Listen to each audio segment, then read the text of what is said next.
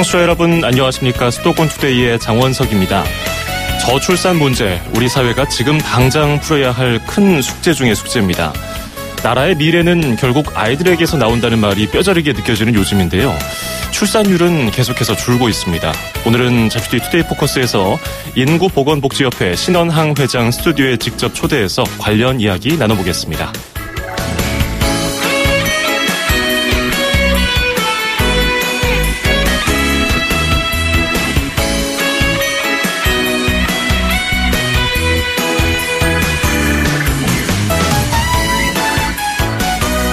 오늘 아침 앵커가 뽑은 수도권 뉴스입니다.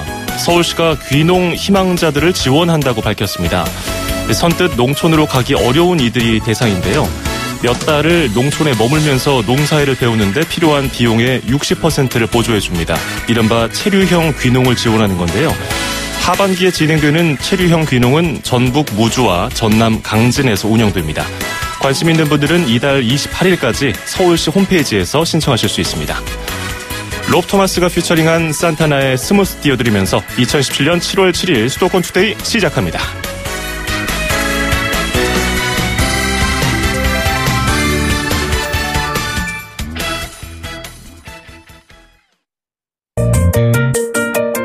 음악과 수도권 뉴스가 한방에 수도권 전문 방송 수도권 투데이.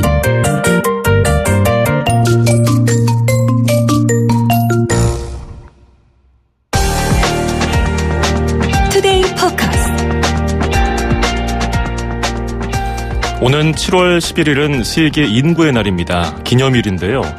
글쎄요, 기념하기에는 우리나라 성적이 그다지 좋지 않습니다. 통계적으로 보면 그런데요. 저출산 문제 해결을 위해 머리를 맞대야 하는 상황입니다. 아이를 낳고 키우기 좋은 사회를 만들기 위해 힘쓰는 인구보건복지협회 신원항 회장 초대해서 관련 이야기를 나눠보도록 하겠습니다. 회장님 어서 오십시오. 네, 안녕하세요. 예, 아침에 네. 여기 상암동에 갑자기 소나기처럼 비가 엄청나게 쏟아졌는데 비는 안 맞으셨는데요? 아니, 시원하던데요. 아, 그래요? 네. 예, 네. 다행입니다. 네.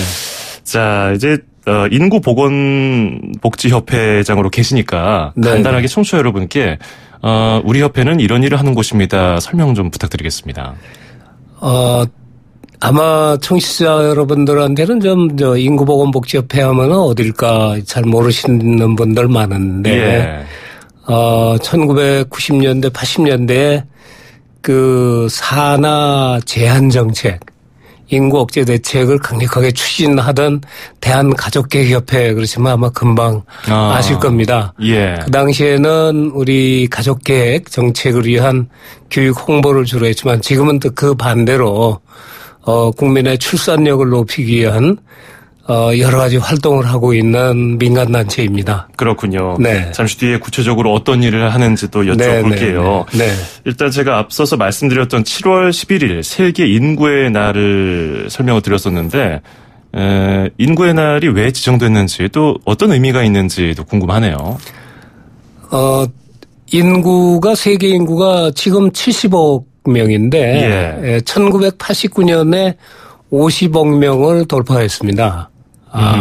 그래서 인구가 이제 그렇게 급속하게 증가하는 것, 예. 그에 대해서 한번 경각심을 갖자. 그래서 UN 개발 계획에서 이날을 세계 인구의 날로 지정을 했습니다. 예. 이거는 비단 인구가 느는 것뿐만이 아니라 출산을 하며 모성 건강, 그리고 자녀의 건강, 이러한 것을 보건 전문가들, 또 인구 전문가, 경제 전문가 함께 논의하고 적정하게 인구 규모를 가져가야 되지 않느냐. 예. 그런 취지에서 이런 날이 만들어졌습니다. 네. 이게 세계적으로 인구가 계속해서 늘고는 있습니다만은 질적으로는 많이 그렇지 않은 것 같아요. 왜냐하면 고령화 사회가 되고 있고 하는데 네네. 신생아는 출생이 좀 줄고 있고 하니까요. 네네. 일본의 경우는 1년 만에 30만 명 이상 인구가 줄었다고 들었어요. 네네네. 엄청난 절벽 아니겠습니까? 엄청나죠. 예. 이게 근데 남의 나라 일만이 아닙니다. 예. 네, 우리도 신생아 출생 숫자가 지금 지난 한 10년 계속 매년 줄고 있는데 그래도 한 40만 명 선으로 유지되어 왔었습니다. 작년까지. 예. 근데 이 금년에는 40만 명 선이 깨지지 않느냐. 35만 명 선으로 주저앉는 것 아니냐. 예. 그런 좀 우려들을 전문가들 사이에서는 하고 있습니다. 예. 이게 합계 출산율이라고 하잖아요. 네네. 그게 이제 여성 한 명이 평생 낳을 것으로 예상되는 그 아이의 수인데 1.17명. 네네. 굉장히 많이 줄어든 수치 아닙니까? 그렇죠. 예. 이게 부모 세대, 그러니까 한 세대 위에는 1년에 뭐 100만 명씩 출생했다고 그러는데 네네. 지금 우리나라 수준은 굉장히 그에 못 미치죠. 그렇죠. 소위 6.25 전후에 예. 58년 개띠라고 그러는데 120만 명이 58년 개띠가 120만 명 출산했습니다. 예. 2000년도 초에도 약 한 50만 명 그러다가 2005년에 들어와 가지고 40만 명 선으로 꺾였습니다. 그게 매년 한 40만 명 선, 40만 5만 명 선에서 만 명 이렇게 줄어들다가 예.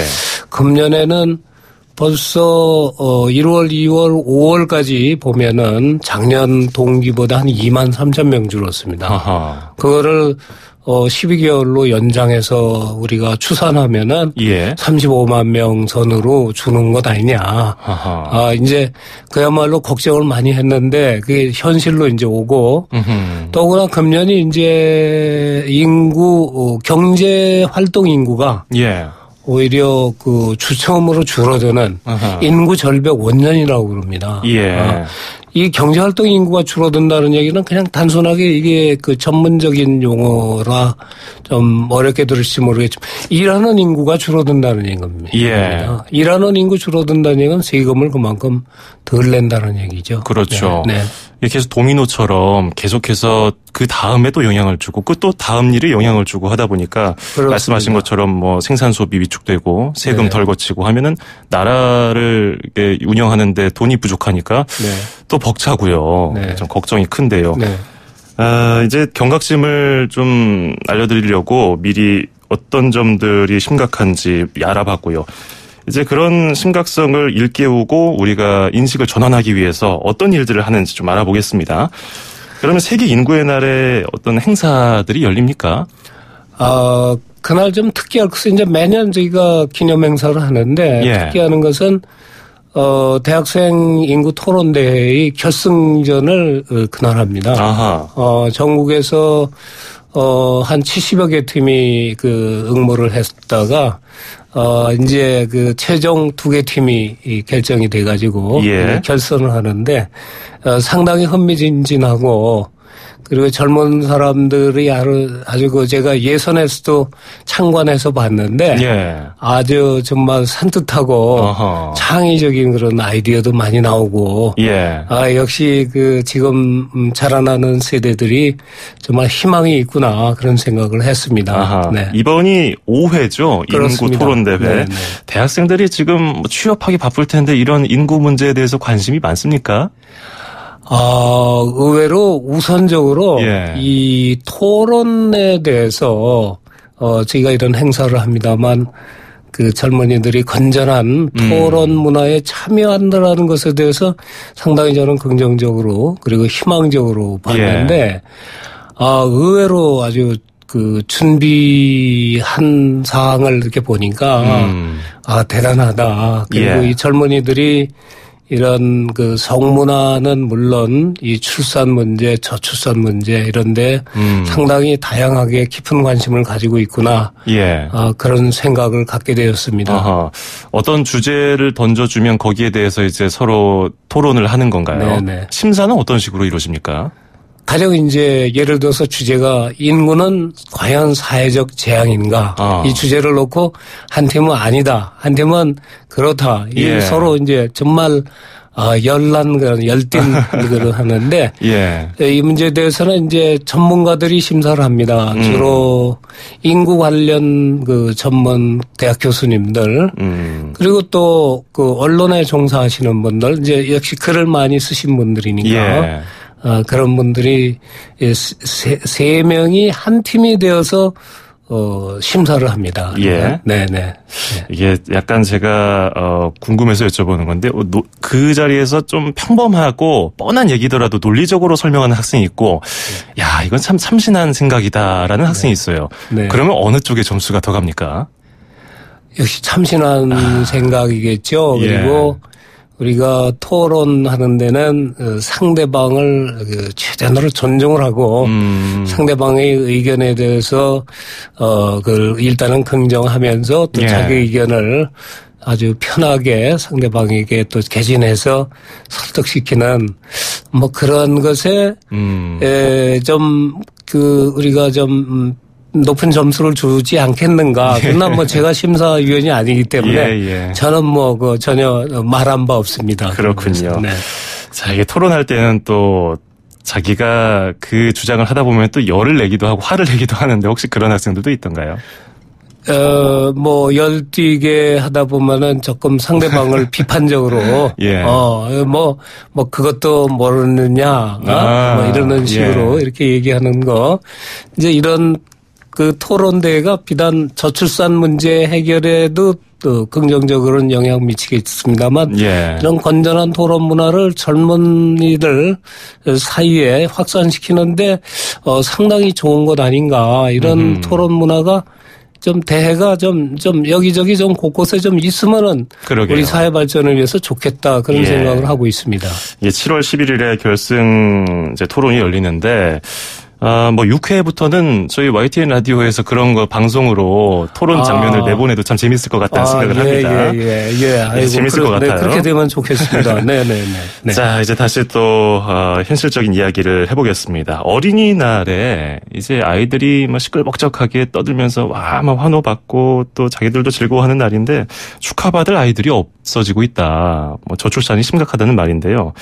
글쎄요, 우리가 그냥 일상생활 하다 보면 실감이 잘 안 가는데 저출산 문제가 얼마나 지금 심각합니까? 네. 제가 초등학교 때 제가 반에서 번호가 91번이었습니다. 그 얘기는 제가 맨 끝 번호였는데 91명의 학생이 한 반에서 교육받았다는 얘기입니다. 그야말로 예전에 콩나물시루처럼 콩나물시루죠. 그 시절이군요. 근데 지금은 뭐 25명, 뭐 많아야 30명, 뭐 이렇다고 그럽니다. 근데 이러다 보니까 이게 정말 실감이 납니다. 가령 분유 같은 게 한 20여 년 전에 비해서 분유 생산이 한 30% 줄었답니다.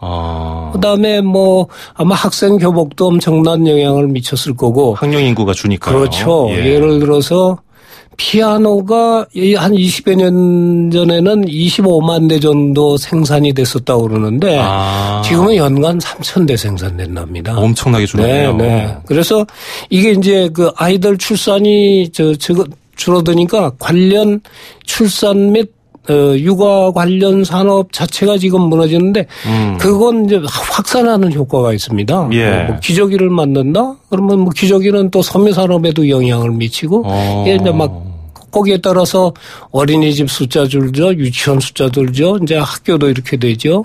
그래서 이거는 지금 우리한테 서서히 지금 막 밀려오는 홍수와 같이 다가오고 있습니다. 네네. 야, 이게 그냥 사람 몇 명 덜 태어나는 문제가 아니네요. 그렇습니다. 엄청난 파급 효과를 일으키고 있는데, 글쎄요, 지금 저출산 현상이 일어나는 원인 여러 가지 분석이 나오고 있는데 가장 큰 원인은 뭐라고 보고 계십니까? 이 원인에 대해서는 전부 다 잘 아시는 것 같아요. 아주 좋은 일자리가 없지 않느냐. 이게 실업자가 어떻게 결혼을 하느냐. 뭐 이런 문제부터 그럼 결혼을 했다 치자. 이 사교육비 부담하고 이 아이들 이렇게 키우는데 돈이 얼마나 들어가느냐. 그 어떻게 애를 낳냐. 뭐 이러한 문제로서는 전부 다 이제 국민들이 합의를 가지고 있는 것 같아요. 근데 저는 여기다가 한 가지 더 추가를 시킨다 그러면은 결혼 또는 출산, 육아 이런 것에 대해서 사람의 인식이 지금 바뀐 것 아니냐. 과거에는 뭐 이것이 과거나 지금이나 힘든 건 어떤 면으로는 자녀 출산하는 거 출산하다가 어떤 모성이 목숨을 잃을 수도 있을 정도로 위험한 일 아니었겠습니까? 예. 출산이든 자녀 기르는 거든 참 힘들고 고통스러운데 그래도 어떤 시각이 달라진 거죠. 이제 지금은 상당히 많은 분들이 이제 편한 거 예. 그리고 나한테 좀 짐이 되지 않는 거 그런 인생 그런 삶이 더 행복한 것 아니냐. 그런 쪽을 선호하다 보니까 이러한 어떤 현실적으로 일자리다 이런 문제와 이런 어떤 인식 문제가 상승작용을 일으키면서 우리가 아주 저출산이 심각해지는 것 아니냐. 예. 네, 저는 그렇게 보고 있습니다. 원인이 네. 한두 가지가 아닌 것으로 지금 분석하셨는데 그중에서도 가치관이 변화한 것을 또 꼽아주셨어요. 자, 그러면 인구보건복지협회에서는 어떤 해법을 내놓으시겠습니까? 이 저출산 문제 해결에 대해서. 결국 우리 국민들이 이제 80년대, 90년대 이때까지만 해도 아기를 한 2명 낳고 적게 갖고 이러는 게 우리 대한민국 공동체를 위해서 예. 좋은 것이다. 그런 생각들을 많이 했었습니다. 근데 이제는 인식을 바꿔야 돼요. 아기를 많이 낳고 적정 규모로 가는 것이 우리 산업의 지속적인 발전, 대한민국의 어떤 서스테이너블한 그러한 존속을 위하는 데는 이건 꼭 필요한 거다라는 사회적인 합의점에서 출발한 인식의 변화. 그런 점에서 저희 인구보건복지협회도 그러한 인식의 변화를 위한 예. 홍보 활동, 교육 활동을 좀 더 많이 하려고 합니다. 그렇군요. 네. 자, 이제 마무리 질문을 드려야 될 것 같은데요. 지금 이제 말씀하신 것처럼 결혼은커녕 연애도 못하는 판에 무슨 결혼이고 또 출산이냐 또 육아는 더 힘들 것이다 얘기를 하고 있는 청년 세대들에게 한 말씀 하신다면요. 이 결혼 일생의 어떤 친구를 사실 얻는 겁니다. 예. 그리고 자녀를 얻는 것 평생의 또 선물이고 또 한 자녀만 가지고 있을 때 또 하나 아이를 낳아주는 것은 자기 유일한 자녀의 평생 친구를 내주는 거거든요. 결국은 자녀를 낳아서 키우고 그러는 건 힘들고 고통스러운 일이긴 하지만 그 고통 속에서도 우리는 행복과 기쁨과 만족을 맛보는 거 이것이 삶 그 자체 아니냐. 그래서 이 힘들고 어려운 것을 그대로 받아들이는 삶, 그 자체가 또 행복한 삶 아닌가, 그런 말씀을 한번 드리고 싶습니다. 예, 알겠습니다. 네. 젊은이들이, 마음껏 또 연애도 하고 결혼도 하고 아이도 낳는 그런 사회가 빨리 오도록 많이 도와주십시오. 오늘 말씀 잘 들었습니다. 고맙습니다. 네, 감사합니다. 네, 지금까지 신원항 인구보건복지협회장이었습니다.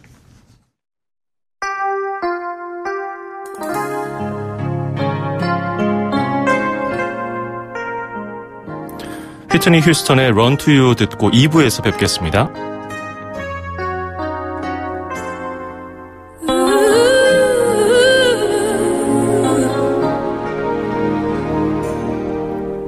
I know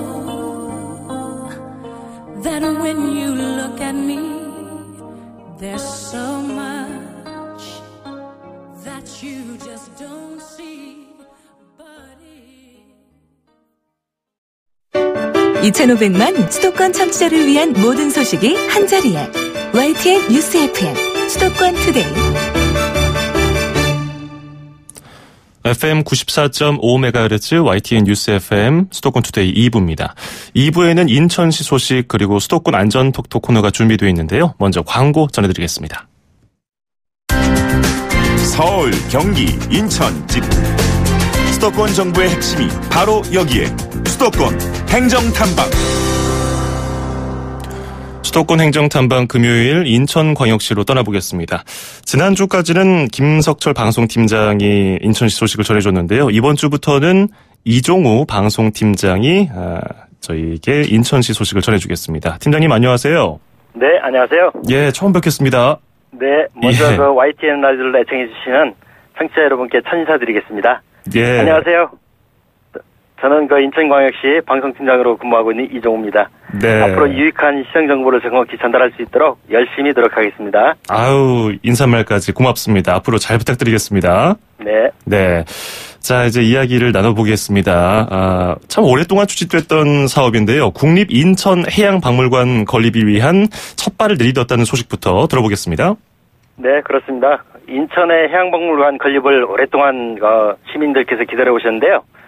드디어 인천시가 국립인천해양박물관 건립 예비타당성 조사 신청서를 기획재정부에 제출했습니다.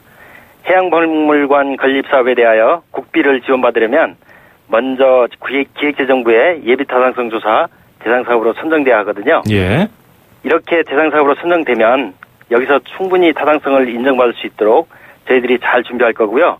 타당성 조사는 최소 6개월 이상 소요될 것 같습니다. 그런데 우리나라 인구의 절반 정도가 사는 수도권에 해양박물관이 없었다는 것이 좀 놀라울 정도로 새롭게 들리기도 하는데요. 어느 정도 규모로 추진될 예정입니까? 예, 금방 말씀하신 바와 같이 해양박물관 전국적으로 민간 소유 모두 합쳐서 18개소가 운영되고 있는데요. 예. 정작 우리나라 인구의 절반이 살고 있는 수도권, 특히 개항의 역사를 갖고 있는 해양도시 인천에 아직 해양박물관이 없다는 것입니다. 그래서 이번에 인천시가 국비 1,315원을 들여 2023년까지 인천 월미도 관문 매립지에 연면적 22,000여 제곱미터의 4층 규모의 국립해양박물관을 건립할 예정입니다. 예, 2023년이면은 이제 인천의 국립해양박물관을 찾아가서 해양 관련 전시물을 또 볼 수 있겠군요. 기대를 해보겠습니다. 자, 요즘에 인천에 거주하는 다문화 가족이 늘고 있는데요. 이번에 다문화 가족뿐 아니라 외국인 주민들을 위한 교육 지원에 나섰다는 소식도 있네요. 어떤 내용입니까? 네.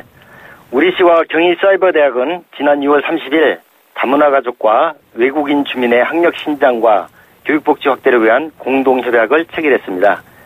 경희사이버대학은 지난 2001년 3월 설립된 대학으로 고등교육법에 근거한 정규 산재 대학이고요. 오프라인 대학과 동일한 학사 학위가 수여됩니다.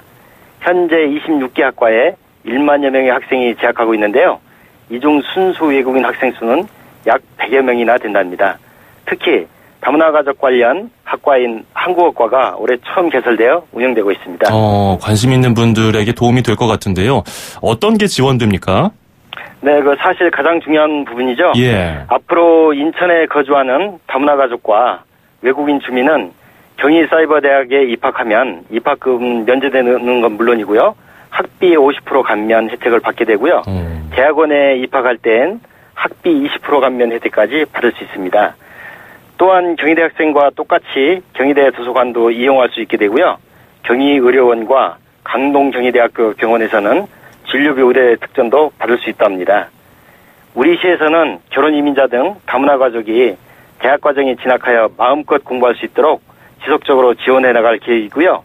보다 자세한 내용은 인천시 보훈다문학과 전화번호 032-440-2902번으로 문의하시면 자세한 정보를 얻으실 수 있겠습니다. 예, 인천 지역번호 032-440-2902, 440-2902로 문의하시면 되겠습니다. 오늘 여기까지 들어야겠습니다. 고맙습니다. 네, 고맙습니다. 예, 다음 주에 뵙겠습니다. 지금까지 인천시 이종우 방송팀장이었습니다. 2,500만 수도권 청취자들의 살맛 나는 오늘 하루를 위해 수도권 투데이가 여러분을 응원합니다. 꼭 알아두어야 할 수도권 핫 이슈를 쉽고 자세하게 들여다보는 투데이 포커스. 수도권 청취자 여러분들의 귀와 입이 되어드리는 코너 운수대통 만사형통 통통 메시지. 그리고 서울, 경기, 인천의 가장 중요한 행정 소식을 가장 발빠르게 짚어보는 수도권 행정 탐방까지. 똑 소리나는 수도권 라이프를 원하신다면 지금 듣고 계시는 94.5MHz YTN 뉴스 FM 수도권 투데이. 월요일부터 금요일까지 매일 아침 9시 10분 놓치지 마세요. 참, 수도권 투데이의 문을 두드리고 싶은 청취자 여러분께서는 지금 주저하지 마시고 짧은 문자 50원, 긴 문자 100원에 샵 0945, 우물정 0945로 문자메시지를 보내주세요. 수도권 투데이는 청취자 여러분과 늘 함께하고 있습니다. 평일 오전 9시 10분 94.5MHz YTN 뉴스 FM 수도권 투데이. 청취자 여러분과 늘 함께합니다.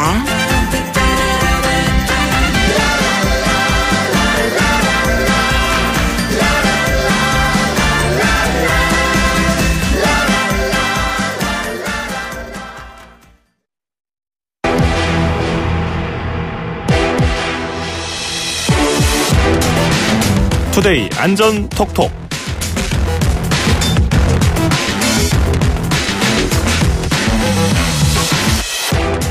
안전에 대한 관심 없는 사람은 없을 겁니다. 그런데 어떻게 하면 안전을 지킬 수 있을까? 시시때때로 들여다보고 기억해둬야 갖은 위험으로부터 우리 몸을 보호할 수 있습니다. 모두의 안전을 위해서 국민안전처 박경련 사무관이 방방곡곡으로 안전체험에 나서고 있습니다.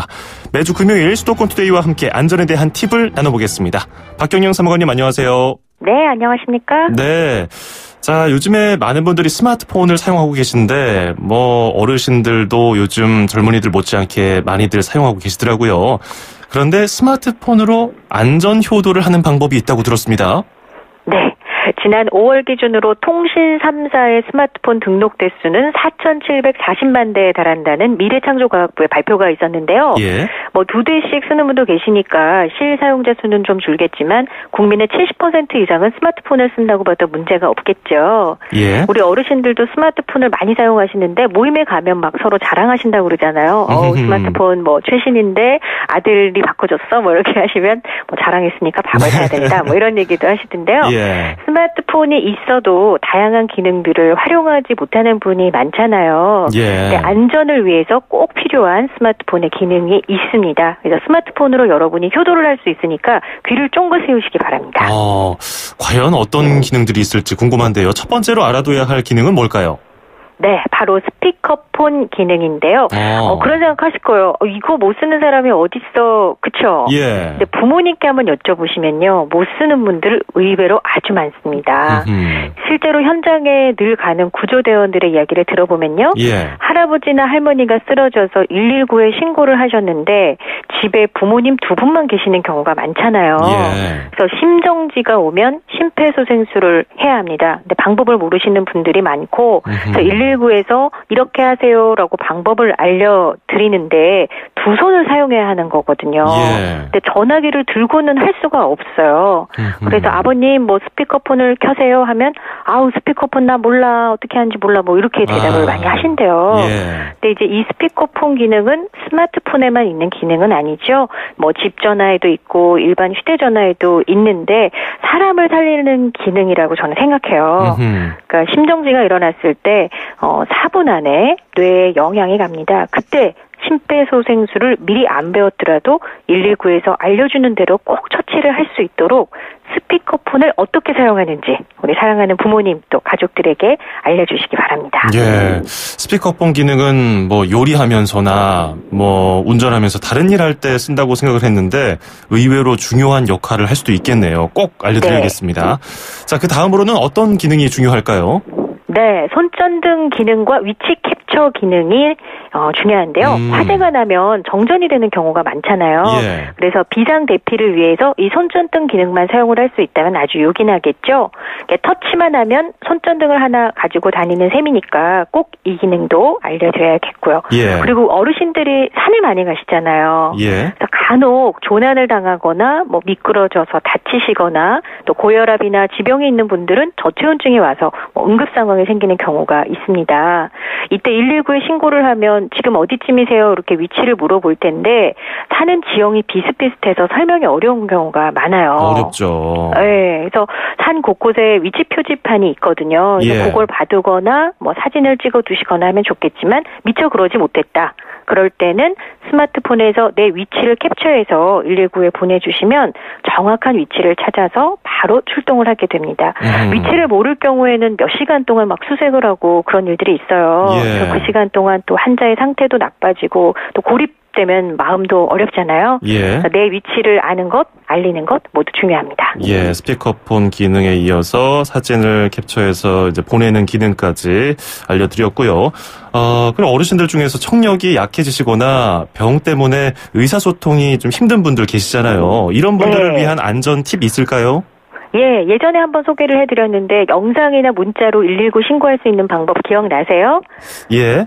예, 그때 실제로 뭐 문자 메시지였나 그랬던 것 같은데요. 네, 맞습니다. 그냥 문자 창에다가 119만 누르시면 되고요.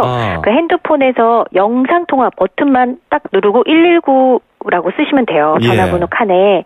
그래서 실제로 외국인이나 장애를 갖고 있는 분들이 영상이나 문자 신고를 많이 활용하고 있습니다. 그러니까 이 영상 신고는 일일이 설명을 안 해도 이렇게 비춰주니까요. 예. 그래서 주소지가 찍혀 있는 봉투만 보여줘도 이분이 어디 계신가를 알 수 있거든요. 그렇겠네요. 네, 그리고 상황 설명을 뭐 이렇게 많이 하지 않아도 어떤 일이 벌어지는지 알 수 있어서 유용하고요. 문자 신고의 경우에는 뭐 주차 타워 같은데 추락을 하면은 전화가 안 돼요. 예. 그러니까 전화가 안 터지는 곳에서 또 언어 소통이 불편할 때 이럴 때 신고를 하실 수가 있습니다. 그 외에 애플리케이션 중에서는 119 신고 앱이나 안전 디딤돌 앱을 휴대전화에 미리 깔아두고 거기서 신고를 하면 뭐 따로 위치를 설명하실 필요가 없어요. 구조를 요청하는 사람이 위치가 바로 119 관서로 가기 때문에 도움이 되시고요. 사실 저도 이제 컨텐츠를 준비하면서 어머니께 스마트폰을 뭐 잘 사용을 못 하시거든요. 그래서 알려드렸더니 뭐라 그럴까요? 이렇게 용돈을 드릴 때와는 다르게 자식이 나를 좀 진짜 생각해 주는구나 그런 느낌을 받으시는 것 같았습니다. 자, 오늘 뭐 스마트폰 기능 중에서 뭐 어렵지 않은 기능들이었습니다. 스피커폰, 손전등, 위치 캡처, 그리고 119에다가 신고하는 방법까지 알아봤는데 이렇게 매주 금요일마다 좋은 소식들, 정보들 알려주는 우리 국민안전처 박경련 사무관이 마지막이시라고요. 네, 마지막입니다. 제가 몇 달 동안 안전이 좀 무겁고 어려운 주제잖아요. 근데 어떻게 하면 좀 가깝게 우리와 가까운 살아있는 이야기로 만들 수 있을까 이렇게 많은 고민을 하면서 전달을 했는데 잘 됐나요? 그럼요. 많은 분들이 실제로 문자로도 도움 많이 됐다고 왔습니다. 네. 안전이 사람의 기본적인 욕구 중에 하나라고 합니다. 그래서 안전한 곳에서 살고 싶고 또 나와 사랑하는 사람이 안전하길 바라는 마음은 뭐 당연한 모두의 마음인데요. 제가 알려드린 생각나는 그런 작은 이야기들 생활 속에서 해보시면서 안전하고 행복하게 지내시길 바라고요. 저는 또 다른 곳에서 뵙겠습니다. 뭐 그동안 지친 금요일마다 안전에 대한 경각심을 명쾌하고 또 재밌게 설명해 주셔서 저희가 저희 청취자분들을 대신해서 감사하다는 말씀 드리고요. 앞으로도 또 좋은 자리에서 뵙겠습니다. 고맙습니다. 네, 강원석 아나운서도 건강하세요. 예, 고맙습니다. 고맙습니다. 네, 지금까지 국민안전처의 박경련 사무관과 함께했습니다.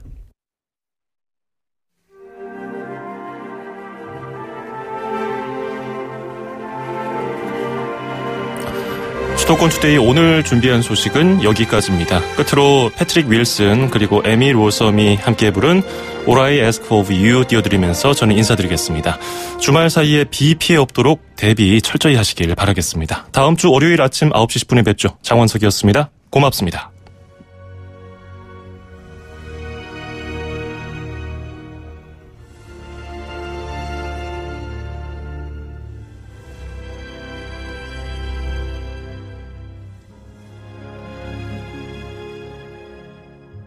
No more talk of